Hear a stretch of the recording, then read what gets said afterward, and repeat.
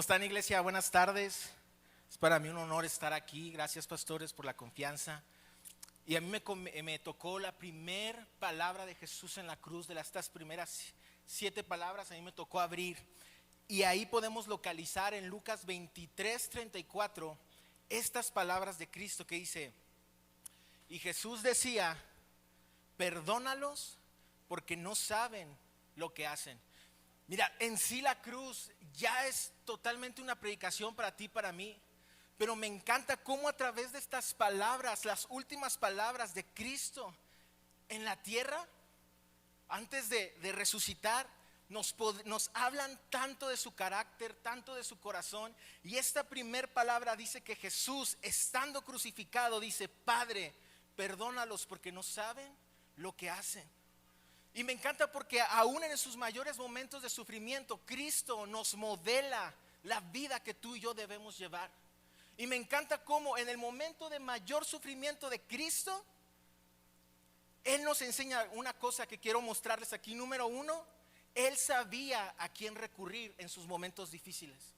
Me encanta porque clavado de manos y de pies, golpeado, humillado, Él voltea a su Padre. Él en los momentos difíciles sabía a quién recurrir, a su Padre, a Dios. Y Él nos dice: en tus momentos más difíciles, ahora nosotros, comprados por su sangre, tenemos el mismo acceso al Padre que Él, para que en nuestros momentos más difíciles, en las cruces personales que cruzamos, podemos mirar al cielo y decir: ayúdame, Señor, tú estás conmigo. Número 2, me encanta porque Jesús no dice Dios, dice Padre. Aún en el desierto, aún en el dolor, aún en el momento difícil de su vida, Él podía ver a su Padre. Él sabía que su vida estaba tranquila, que su vida estaba llevando el plan que su Padre le había mandado. Él estaba confiado. Él decía: estoy en un dolor, estoy en un momento de agonía. Tú y yo no podemos ni siquiera pensar lo que Jesús sentía en ese momento, el dolor. Pero Él voltea al cielo y Él ve al Padre. Y sabes algo, muchas veces tú y yo, cuando estamos pasando momentos difíciles en nuestra vida, nos amargamos con Dios y dejamos de verlo como Padre. Pero Jesús nos muestra cómo debemos afrontar el dolor y decir: Padre, yo sé que aún, dice la palabra, que todas las cosas ayudan para bien para aquellos que lo aman. Y aún en medio de mis dificultades, en medio de mis derrotas, en medio del dolor, yo puedo seguir confiando en que mi Padre me tiene en su mano, en que mi Padre me tiene en su plan perfecto. Y luego también podemos ver cómo dice: Padre, perdónalos. En el momento de mayor dificultad de Jesús, Él seguía pensando en ti y en mí. Dice en Hebreos 12:2 que por el gozo puesto delante de Él, soportó la cruz. Él tenía un gozo. Él estaba pensando en ti y estaba pensando en mí en el momento que colgaba de la cruz. Y Él dice: Padre, perdónalos. Hay un dicho que dice que si tú quieres conocer lo que en verdad hay dentro de un hombre, ponlo bajo presión. Y aquí tenemos la imagen del Hijo de Dios clavado, muriendo, desangrándose en dolor. Y lo que sale de Él, lo que brota de Jesús es: perdónalos. Es un perdón. Y gracias a que Jesús dijo: Padre, perdónalos, ahora tú y yo tenemos acceso a ser hijos. Ahora somos herederos junto con Él por su obra. Pero Él no pensó: hey, ayúdenme, hey, sáquenme de aquí, hey, apóstoles. Él dice: perdónalos. O sea, me encanta porque ni siquiera pensando en sí mismo, Él pensaba en ti y en mí. Del corazón de Jesús solo brotaba perdón. Él desea perdonarnos. Él no estaba poniendo una pose: es que mira, ahorita Juan me está viendo y va a anotar esto en su evangelio para que no. Eso no era lo que Jesús, lo que brotó de Jesús era perdón. Y ahora cada que tú y yo ponemos nuestra fe y lo aceptamos como nuestro Salvador, podemos recibir ese perdón que Él clamó 2000 años atrás en la cruz. Y ahora somos hijos y somos perdonados. También puedo ver cómo Jesús intercedía en los momentos de dificultad por otras personas. Si Jesús, clavado en dolor y en agonía, intercedió por ti, por mí, cuánto hoy, dice Romanos 8:34, que ahora que está sentado a la diestra del Padre en gloria, sigue intercediendo por ti y por mí. ¿Qué hemos de temer ahora que Él, sentado a la diestra del Padre en gloria y en majestad, sigue intercediendo por ti y por mí? Como lo hizo en la cruz, como lo hizo en ese momento. La palabra dice que tú y yo cada día debemos parecernos más a Cristo. La palabra dice que tú y yo estamos creciendo a la estatura del varón perfecto, o sea, para parecernos a Jesús. Y yo te quiero hacer unas preguntas hoy. ¿Tienes la fe suficiente para acudir a Dios en tus momentos difíciles, como Jesús lo hizo en la cruz? ¿Puedes seguir viéndolo como Padre aún en tus momentos difíciles?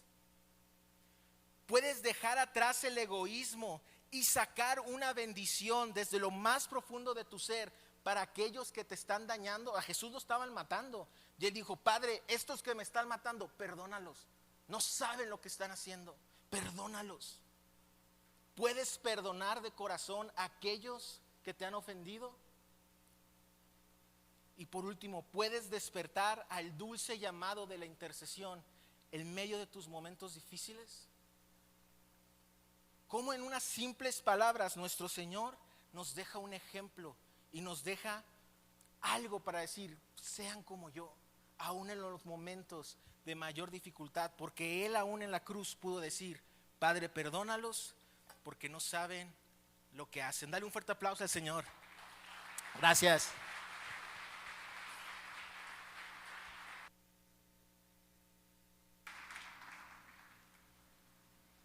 Buenas tardes, iglesia.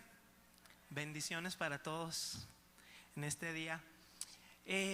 Yo quiero hablarles un poco de la segunda palabra de nuestro Señor en la cruz. Cada frase, cada expresión del Señor es tan increíble, se pueden hacer libros de cada una. Esta está ubicada en Lucas 23:43. Dice: entonces Jesús le dijo: de cierto te digo que hoy estarás conmigo en el paraíso.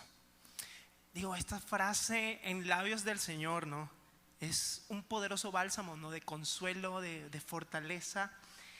Y cuando vemos esas frases y esas palabras de Cristo en la cruz, hay que pensar en primer lugar en la condición de Jesús. Cada frase que Jesús está diciendo, le está diciendo en una condición de dolor, de agonía, de angustia, de vergüenza. Él estaba siendo expuesto al escarnio público, ridiculizado delante de la generación que Él había sido llamado a salvar. Y este Salvador no solamente estaba en la agonía, sino que estaba recibiendo el rechazo de la gente y también el rechazo del Padre, porque Él tuvo que ser rechazado por el Padre para que nosotros no fuéramos rechazados por el Padre, sino a ser aceptos por el Padre. En ese momento Él estaba vestido de pecado, estaba en su punto más bajo, en el punto máximo de su humillación. Y a la misma vez, por otra parte, tienes a Satanás triunfante, no triunfante obviamente, pero así se sentía él, danzando alrededor de un Cristo colgado, contado entre los malhechores. Y lo veía ahí siendo blasfemado en la cruz del Calvario.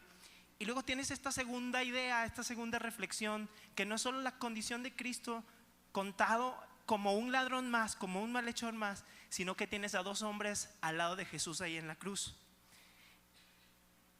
Y tienes a dos hombres que nos representan a nosotros, a todos los que oyen la palabra, a todos los que oyen el mensaje del Evangelio. Y para uno de ellos era fácil burlarse de Cristo y decir: tú eres el Hijo de Dios. Bueno, o eso dices, ¿por qué no te bajas de la cruz? ¿Por qué no te salvas a ti mismo? Le injuriaba. Y no pudo reconocer lo que estaba sucediendo en ese momento. Él solamente veía a uno que estaba sin poder, con su gloria que había de alguna manera menguado. Obviamente no hablamos de su gloria como Dios, pero la gloria que él decía predicar, para él así había menguado. Y nos da a entender que habían en aquel momento, y hoy en día todavía hay y seguirán habiendo gentes que van a perseguir a Jesús por sus milagros, por sus dádivas, porque puede multiplicar el pan, porque puede dar paz o consuelo, al menos temporal para ellos, porque no creen en Jesús de la manera que tienen que creer. Y este ladrón, al poner en entredicho la deidad de Cristo, fue su condenación. No hay peor error, iglesia, que un ser humano pueda cometer que cuando se duda de que Jesús es el Hijo de Dios. Esa premisa es la que trae la diferencia entre condenación y salvación, entre muerte y vida eterna. Y luego muchos buscan a Jesús por lo que Él puede hacer, buscan a Jesús por lo que Él puede dar, buscan a Jesús por su hermosura, por su belleza, pero no debemos buscar la belleza de Jesús nada más, ¿saben? Es muy fácil buscar a un Jesús bello y atractivo, tratar de seguir a un Jesús hermoso. Sin embargo, el profeta Isaías dice: le veremos más sin atractivo para que le deseemos.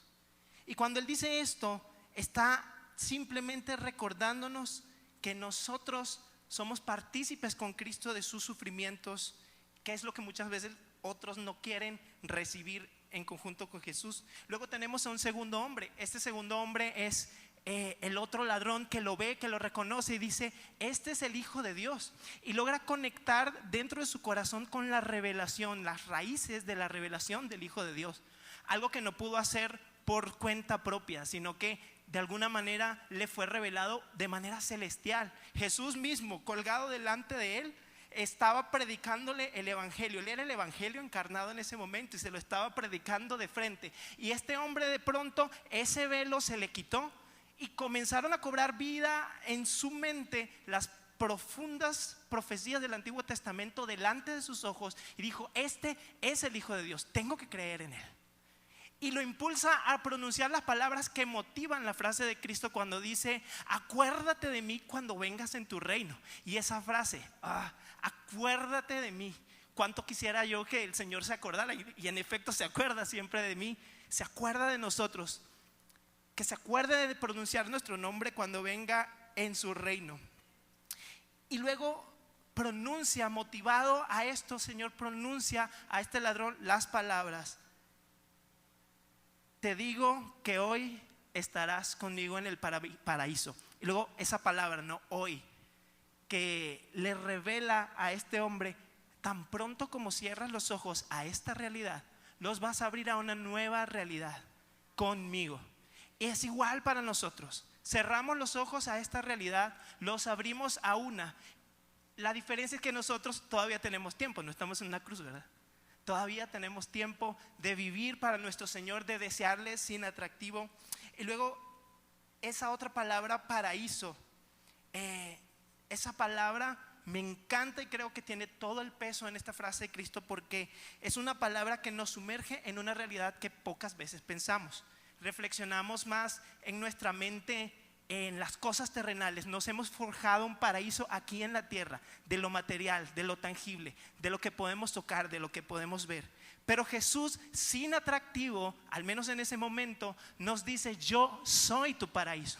El paraíso no es un lugar, el paraíso no es un momento, es más que un lugar, es más que un momento. El paraíso es una persona, y es la persona de Cristo. Así que cuando tú te encuentres en medio de tu tiempo de escasez, de dificultad, de tribulación, de dolor, predícate a ti mismo esta verdad y dite a ti mismo, mirándote frente al espejo: Jesús es mi paraíso, en Él tengo todo lo que necesito. Jesús es mi paraíso. Así que, ¿dónde, oh muerte, está tu aguijón? ¿Dónde, oh sepulcro, tu victoria? Podemos celebrar esa realidad porque Jesús es nuestro paraíso. Amén. Amén.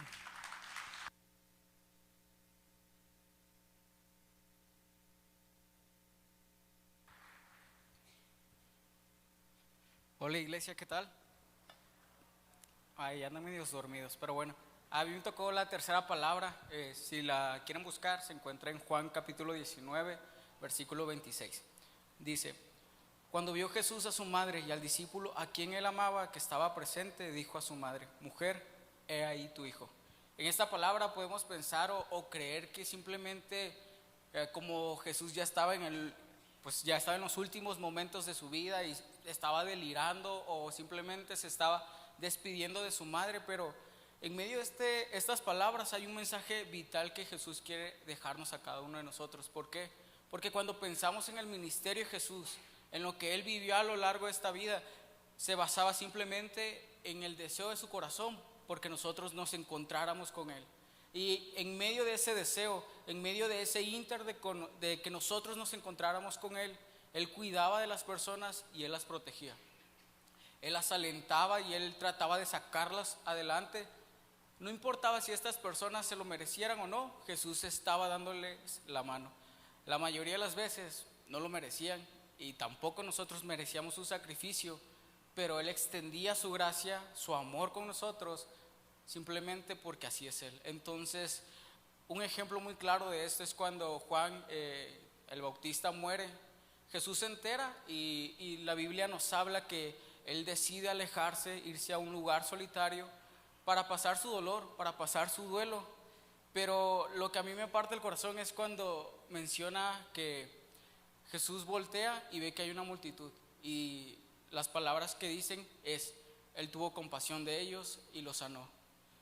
Jesús hizo a un lado su duelo, hizo a un lado su dolor en medio de la cruz con tal de darnos una segunda oportunidad, con tal de cuidar a las personas que lo seguían, con tal de proteger a esas personas que estaban ahí rodeándolo. Y Jesús constantemente deseaba ayudar a cada persona que lo rodeaba, y la cruz no fue la excepción alguna. En medio de la cruz era un momento en el cual era válido que Él pensara en sí mismo. ¿Por qué? Porque Él ya estaba muriendo.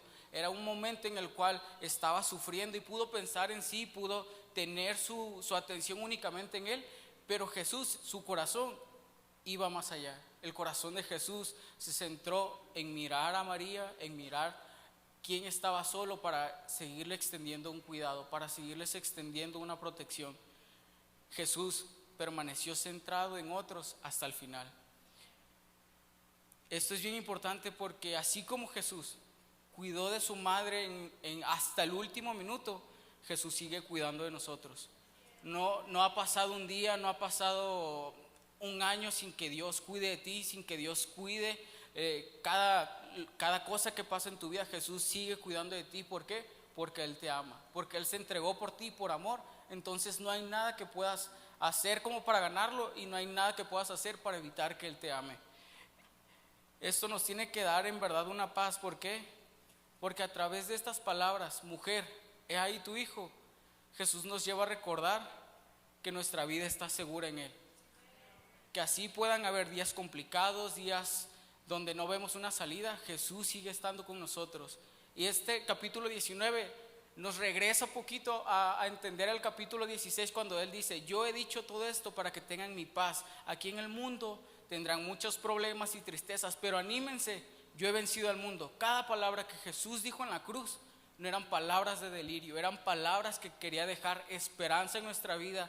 Eran palabras llenas de un mensaje, llenas de poder, para confortar nuestra alma, para confortar nuestro espíritu, y también para invitarnos a crecer en nuestra vida espiritual. Jesús estaba convencido de que necesitaba recordarnos hasta el final que Él va con nosotros cada día de nuestra vida. Porque cuando tú y yo entendemos y nos convencemos y creemos que Él cuida de nosotros, podemos caminar como hijos de Dios, convencidos de que no hay nada que pueda ser lo suficientemente grande como para que pueda robar la atención de Dios. No hay ningún problema que robe la atención y la mirada que Dios tiene hacia nosotros. ¿Por qué? Porque ni la cruz fue suficiente para que dejara de pensar en los demás. La cruz no fue suficiente para que Él dejara de amarnos de una manera constante. Y mira, tenemos una seguridad, que aquel que venció al mundo y a cada prueba que existe cuida de nosotros. Aquel que ni la muerte pudo detenerlo nos sostiene con su mano. En Hebreos 3 hay algo bien importante que dice: nunca te fallaré, nunca te abandonaré. Porque nuestra esperanza y seguridad simplemente está en Dios. No se basa en las cosas que tenemos, no se basa en las cosas que acumulamos, se basa en tenerlo a Él. Nuestra dependencia no está en las cosas, está en Dios y en su promesa. Con estas palabras Jesús no solamente quiere dejar en claro que Él cuida de nosotros, quiere alentarnos a ser más como Él. Y nos recuerda que debemos animarnos y amarnos los unos a los otros, así como Él nos ha amado. Nos enseña que hay una importancia en amarnos y en animarnos. Porque cuando tú y yo entendemos esto, iglesia, que en medio de la cruz Jesús no pensó en sí mismo, estaba pensando en los demás, nosotros no somos mejores como para centrar nuestra vida o bienes únicamente en nosotros. Cuando entendemos esto, nos hace cambiar realmente nuestro corazón para ir y bendecir a las personas. Nos hace cambiar nuestro corazón para amar sin preguntar por qué tenemos que hacerlo. Realmente esto cambia nuestro corazón para perdonar, cambia nuestro corazón para animarnos como cuerpo de Cristo. Cuando vemos que alguien está débil en su fe, que alguien está pasando días complicados, Jesús nos dice, ¿sabes qué? Ahí estás tú como Juan para animar a la persona que está pasando una situación difícil. Jesús quiere utilizar nuestra vida para bendecir a las personas que nos rodean. Cuando hacemos una verdad, que Él cuide de nosotros y nos aferramos a eso, podemos caminar confiadamente a lo que Él nos ha llamado, sin importar la temporada que estemos atravesando, porque Él nos sostiene con su mano, porque Él sigue siendo fiel. Iglesia, yo cierro con esto. Jesús cuida de ti, pero también te invita a crecer en una vida espiritual, para ser más como Él, en amar a las personas, en preocuparte por ellas y en dejar a un lado la comodidad para empezar a bendecir a las personas que nos rodean. Y bueno, gracias por escucharme.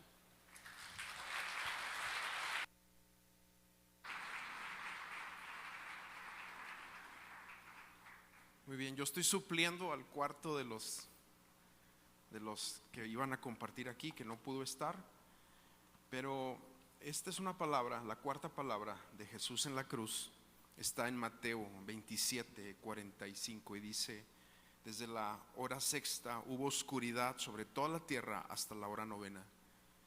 Y alrededor de la hora novena Jesús exclamó a gran voz diciendo, este es un grito, es un alarido que Jesús avienta en la cruz, en una oscuridad que hay en ese momento. Toda la creación está de alguna manera resintiendo lo que está pasando, y es donde Jesús grita: Elí, Elí, lama sabactani. Esto es: Dios mío, ¿por qué me has abandonado? Y Jesús está hablando en arameo, y hay mucho más que se escribe aquí a continuación, pero esto tenía que pasar, tenía que suceder. Muchas veces se ha pensado en muchas de las otras escrituras donde Jesucristo se está preparando para este momento. De hecho, en la transfiguración están Moisés y Elías animando a Jesús a este momento, a este valle de soledad. Hay otro momento donde está en el Getsemaní, la madrugada previa a lo que está sucediendo, donde Jesús está orando y está diciendo: Señor, si se puede, aparta de mí esta copa, pero que no se haga mi voluntad sino la tuya. Y Jesús no está rehuyendo a su responsabilidad, porque previo a eso también Él ora en Juan 17 diciendo: tú me vas a regresar contigo a la gloria que teníamos antes de que el mundo fuese. O sea, todo esto está aquí, pero este momento era el momento que tenía que llegar. Ahora, cuando Jesús pregunta, Él no está preguntando porque dude de lo que va a pasar. Primero, Él está cumpliendo el Salmo 22. El Salmo 22 es un salmo profético que así comienza. El versículo 1 comienza diciendo: Dios mío, ¿por qué me has desamparado? Entonces, ¿por qué el Señor Jesús está preguntando esto? Pues en el sentido de reconocer el acto. ¿Qué acto? Que Dios sí lo tenía que desamparar. Este es un momento muy misterioso también de Dios, porque Jesús es dejado solo. Ahora tú ponte a pensar en esto: la comunión del Padre, del Hijo, de esta Trinidad perfecta, un solo Dios, pero trino.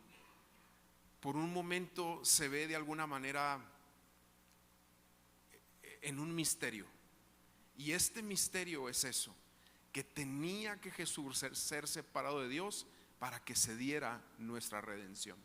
Si Jesús no es separado de Dios, no podían venir los pecados sobre Él, porque dice la palabra en el Antiguo Testamento también que Dios no iba a dejar por inocente al culpable.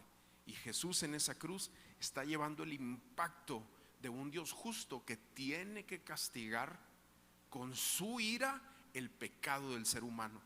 Como sabe que nosotros somos incapaces de pagar por nosotros mismos, entonces Dios se hace hombre y sobre él mismo, sobre Jesús, ahí descarga su ira por el pecado y todo el peso de su justicia cae sobre él. Al mismo tiempo se abre la avenida de amor, porque tú y yo era imposible que supliéramos estos elementos que iban a satisfacer el corazón de Dios. Imposible, por cuanto todos nacemos pecadores, pero Jesús nació perfecto.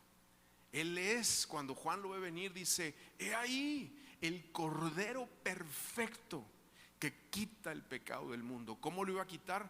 En este momento, en la cruz, llevando la ira de Dios, pagando la justicia de Dios y al mismo tiempo supliendo el amor de Dios por la humanidad, castigando a su propio Hijo. Entonces, sí, es un grito desesperante: Dios mío, ¿por qué me has abandonado? Y luego termina diciendo aquí: algunos de los que estaban ahí al oírlo decían: este llama a Elías. Al instante uno de ellos corrió y tomando una esponja le empapó en vinagre y poniéndole en una caña le dio a beber.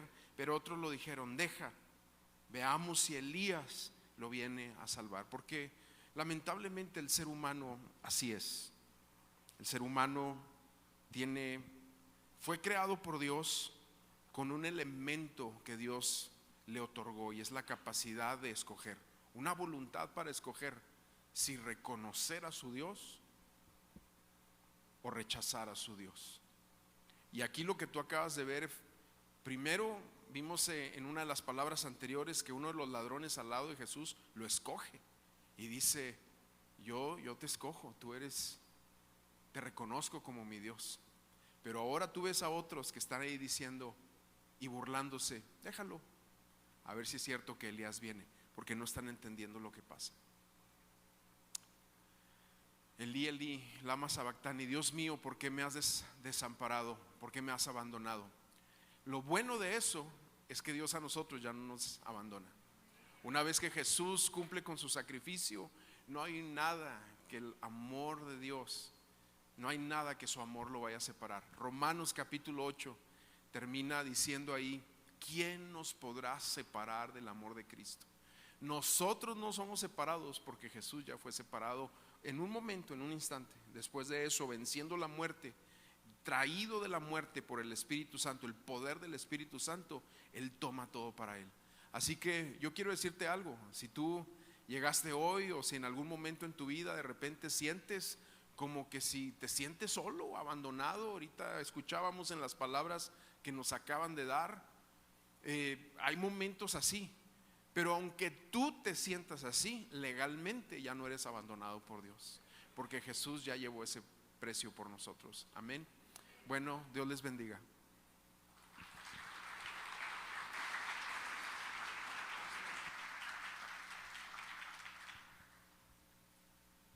Buenas tardes.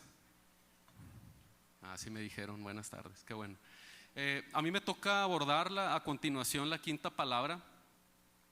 Es muy interesante que Juan 19:28 comienza mencionando al inicio un título y habla acerca de la muerte de Jesús. Si tú lo ves en la palabra, menciona eso. Estas tres palabras definitivamente significan y significarán el evento más espléndido, más impresionante de la historia de la humanidad, como ya lo mencionábamos ahorita.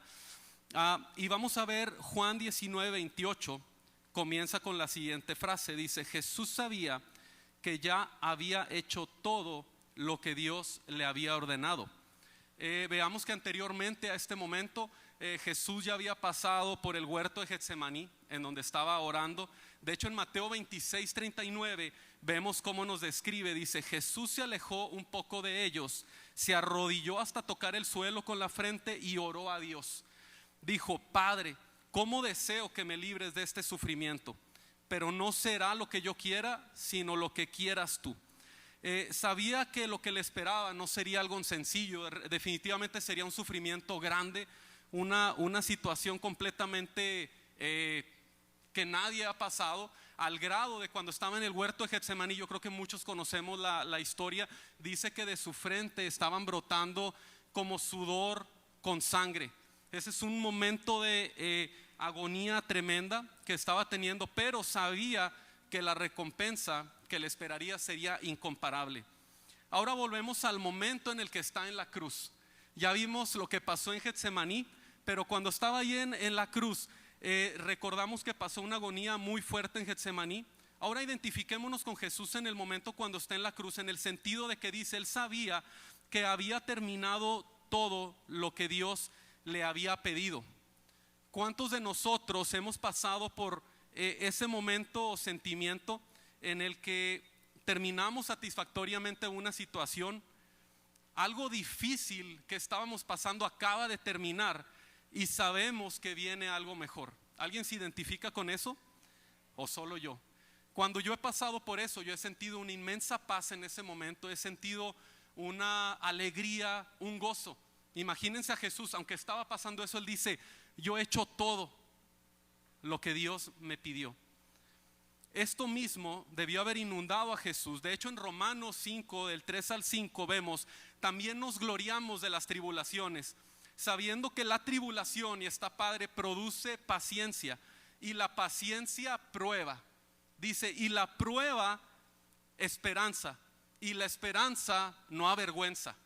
Me encanta esto. ¿Estaba en un momento de tribulación Jesús, sí o no? Claro. Pero ¿fue avergonzado? No, porque tenía una esperanza, esa esperanza de que Jesús lo tenía ahí. A ti y a mí, si nosotros ponemos nuestra esperanza en Jesús, ¿seremos avergonzados, sí o no? La respuesta es no seremos avergonzados. Agregando esta meditación, que Jesús había hecho todo lo que el Padre le había ordenado, esas palabras deben resonar hoy en nuestra vida y retarnos a caminar como Jesús. De hecho, Efesios 4:13 lo menciona excelente y lo dice, hasta que todos lleguemos. Y no menciona a los líderes o a la gente que se siente en la primera fila, segunda o tercera. Dice, hasta que todos lleguemos a la medida de la estatura de la plenitud de Cristo. Y menciona a los que estamos atrás, los que están en cualquier lugar de este auditorio y en otros auditorios también buscando esta palabra. Pero lo importante, si estamos o no en esa situación ahora, realmente que tú digas, yo estoy haciendo la voluntad de Dios. Lo importante es que hoy Dios nos anima a que podemos hacer todo lo que Dios nos manda y cumplir su propósito en nuestra vida. Hoy es una oportunidad más. ¿Qué debemos de hacer? Debemos de dejarlo que Él lo haga. Es lo único que hay que hacer y no resistirnos. El problema es que a veces nos resistimos. Dios quiere hacerlo en ti, pero a veces nos ponemos tiesos y no dejamos que Él obre. Como Jesús dijo en el huerto, y creo que esta debe convertirse en una oración constante de todos nosotros. No sea lo que yo quiero, sino lo que tú quieres. Yo creo que muchos de los que estamos aquí hemos orado de esa manera. Y ahora viene la siguiente parte del versículo y dice, por eso y para que se cumpliera lo que dice la Biblia, dijo, tengo sed. Primero es importante resaltar que la Biblia aquí menciona que para que se cumpliera la escritura, Dios cumplía en este momento una palabra profética que había sido dicho años, muchos años atrás en el Antiguo Testamento, en Salmo 69:21. Y lo vemos así, dice, me pusieron además hiel por comida y en mi sed me dieron a beber vinagre. Por lo tanto podemos estar seguros, tú y yo, que en cualquier sufrimiento que pasemos, Jesús estaba pasando un sufrimiento, pero Él cumplirá su palabra en nosotros. Aquí Dios la cumplió y Él la seguirá cumpliendo a pesar de lo que estemos viviendo. Tenemos que poner primero su palabra. Y de hecho la palabra misma es clara, en Mateo 6:33 lo vemos, dice, pero busca primeramente el reino de Dios y su justicia. Y por ahí muchos ya lo dijeron, ya lo conocemos. Dice, durante estos largos momentos que culminaban en la cruz, Jesús no intentó llamar la atención, ya lo mencionábamos ahorita, sobre sí mismo. Él dio varias palabras, Él daba instrucciones, wow, impresionante. Pero esta fue la excepción cuando Él reconoció y dijo, tengo sed. Él mencionó su condición. Es importante aclarar que no es una sed como la que tú y yo sentimos, como cuando vamos a la café que sentimos sed. No estoy haciendo un comercial, vamos por un agua de Jamaica, pero ya era una sed de que ya había dejado de consumir líquido, ya tenía tiempo. Lo mencionó el pastor ahorita, había ido a ser interrogado, a ser juzgado, ya había sido azotado, también había cargado la cruz durante ya buen tiempo, entonces ya se encontraba en una situación de desgaste físico.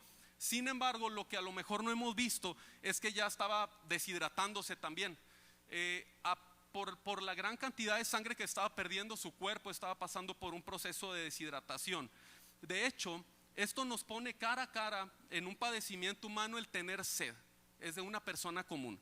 Por lo tanto, volvemos a comprobar una y otra vez que Jesús fue 100% Dios, pero fue 100% humano, como tú y como yo.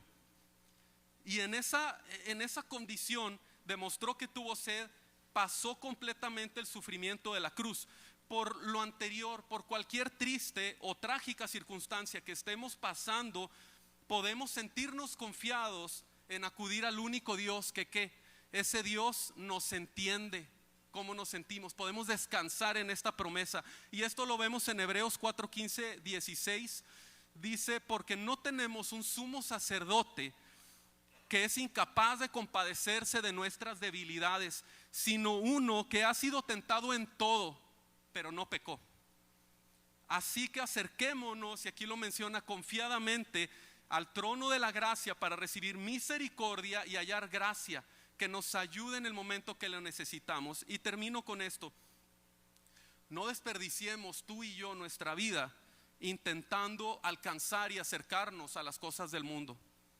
Con esto me refiero a no poner nuestra confianza en lo que el mundo da, sino invirtamos nuestra vida en poner nuestra confianza en Cristo, y acerquémonos confiados, y yo le agrego continuamente, al trono de la gracia de su presencia, donde podemos estar seguros que no vamos a salir igual. Cuando tú vas al mundo sales igual o sales peor, pero cuando te acercas a Cristo dice que ofrece misericordia y gracia.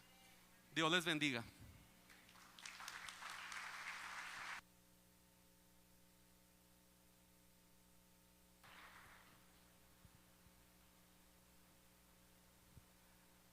Buenas tardes, iglesia.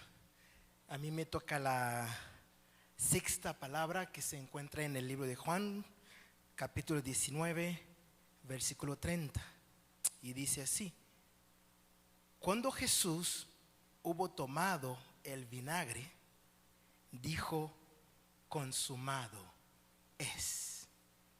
Ahora, cuando hablamos de la palabra consumado, podemos encontrar dos raíces: la raíz griega o la raíz hebrea, y voy a hablar de los dos. En la raíz griega, la palabra que se usa para consumado es tetelestai. Tetelestai se usaba en el antiguo cuando un amo tenía lo que es su siervo, le enviaba a hacer un encargo, y entonces el siervo regresaba habiendo cumplido el encargo que le envió a hacer su amo. Decía tetelestai. Y es por eso nosotros, cuando Jesús, estando en la cruz, dice la palabra consumado es, está dirigiendo al Padre que le había enviado. Vemos en Juan capítulo 6, los versículos 38 en adelante, dice que Jesús mismo dice que Él descendió del cielo, y aquel que le había enviado era Dios para cumplir su voluntad. Si lo lees va a decir: y esta es la voluntad del Padre, es que de todos los que Él me ha dado, que nadie se pierda, y yo pueda resucitarlos. Y más adelante lo vuelve a afirmar diciendo: esta es la voluntad del Padre, de que todo aquel que cree en mí pueda tener vida eterna y los puede resucitar. Y entonces es lo que Jesús está diciendo a Dios: tetelestai, porque tu voluntad ha sido hecha, tu voluntad ha sido cumplida, porque el día de hoy no hay más huérfanos espirituales, porque el que cree en mí le he dado potestad de ser hechos hijos de Dios. Y es por eso tienes en ti el poder de la sangre de Jesús que te va a resucitar. ¿Sí? Esa es la primera parte que está hablando Jesús con su Padre.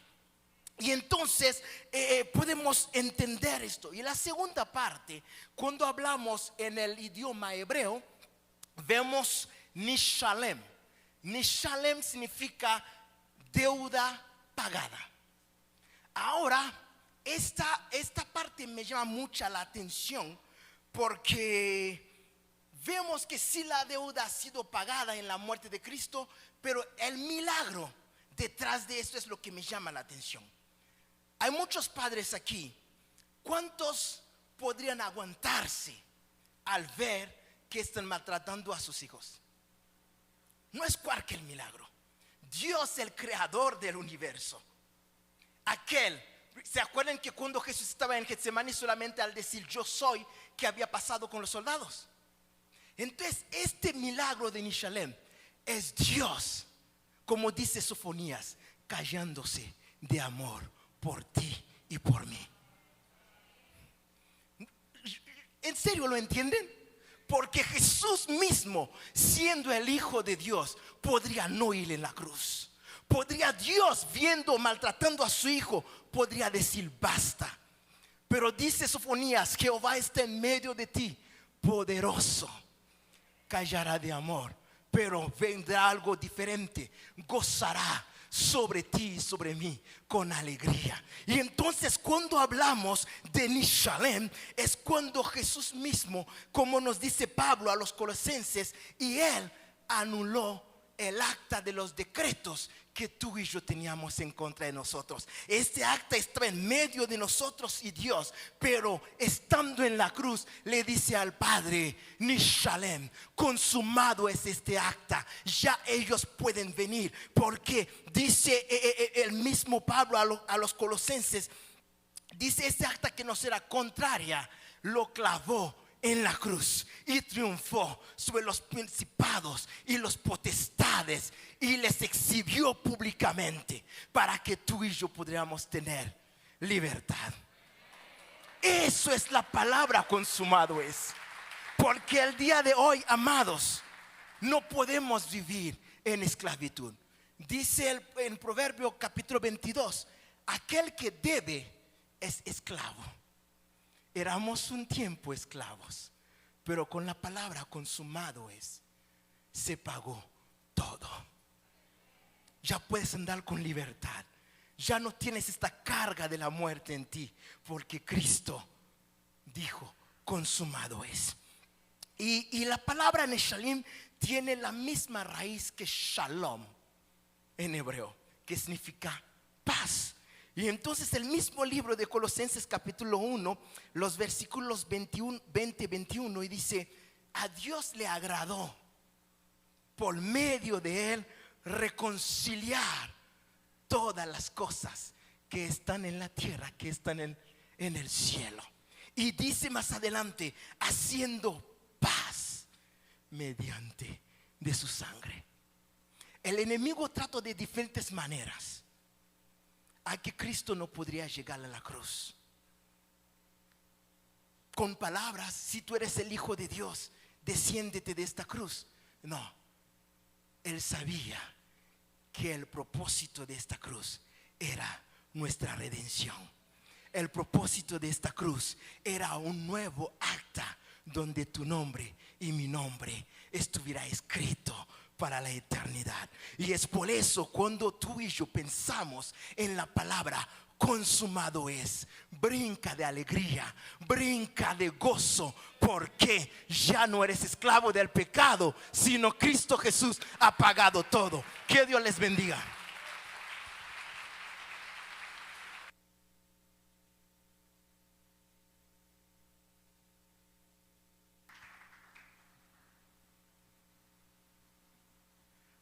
Esta palabra que acaba de dar Luxon me encanta y le digo, te tocó la mejor, pero hay algo que que todavía Dios quiere hablarnos, y esa es en la última palabra, Lucas 23:46. Dice: Padre, en tus manos encomiendo mi espíritu.